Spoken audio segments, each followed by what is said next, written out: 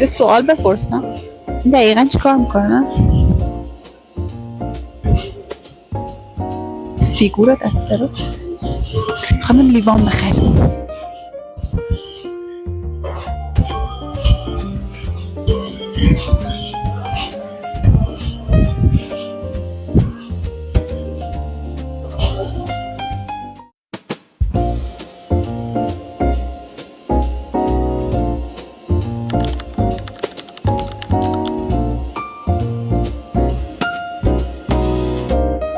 جلد اولشه، این جلد دومشه، جلد سومشه. میخوام این نیستم، این جاش خالیه.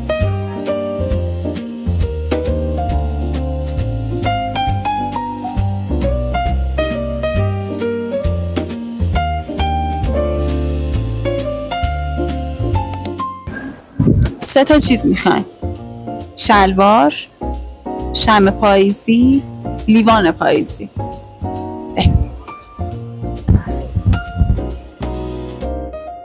سلام. اون طبقه بالایه 6 تا پامکین گذاشته بود توی جعبه. اینا همش تک تکه. بریم اول اونو ببینیم، بعد اگه نداشت بیایم اینجا. این کلادار عصبیه، این کلادار خلق. این هم همین.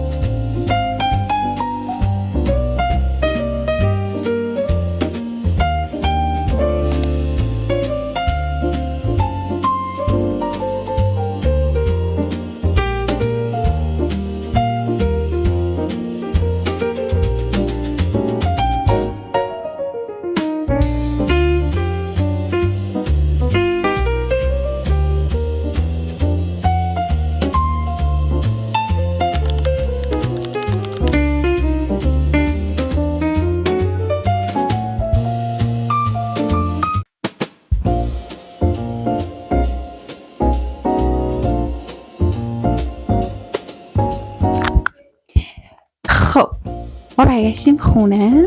حالا میخوام چیزایی که خریدم رو بهتون نشون بدم. یه جاشمی پامکینه که خیلی بامزه. شمع پامکین نمیگن به این کدو حلواییه، فقط روش نمیشه یلدا مبارک. نمیدونم چه ربطی داره به یلدا. فارمره، اما خوبیش اینه که دورش سفال داره. حالا از نزدیکم بهتون نشون میدم. دور این سفال داره و زمانی که شمعتون تموم میشه دوباره میتونید توش وارمر بذارین یا شمع از این پودریا بگیرین بریزین توش. و چیزی که آقا به من گفتن که اینا مثلا تا 4 ساعت روشن میمونه حداقل. نوشیدنی پاییزی یه مدل قهوه دیدم که فردا صبح میخوام اون قهوه رو درست کنم، بهتونم یاد میدم. نمیدونم خوشمزه است یا نه، اما میخوام درست کنم و تو این براتون درست کنم با هم ببینیم. تا فردا صبح. فعلا خدافظ.